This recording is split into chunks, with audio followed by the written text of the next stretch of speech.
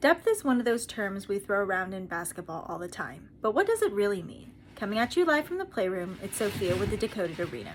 There are a few different ways depth shows up. For example, there's positional depth, like a guard for a guard. This is the most basic version. If a starter gets tired, hurt, or in foul trouble, you have someone behind him who can take his place. You're not panicking. They can survive and absorb those minutes. But with the move towards more positionless basketball, a true guard for guard swap is actually rarer these days. And then there's rotational depth, and this is where people usually start to feel it. These are the bench players who actually play and generally get minutes every night. Because we all know there are players on the bench who don't get to suit up, even during garbage time. And when people say a team lacks depth, this is usually what they mean. It's not that there are no bodies, but it's that the drop-off in skill is too big. This is why sometimes you have teams having starters play 40 plus minutes because they really make that big of a difference to their team, and they may not trust their bench enough to get things done. And then there's functional depth, which is the rare one. Does your team still look the same even when the bench is on the floor and your starters sit? You can have rotational depth without functional depth.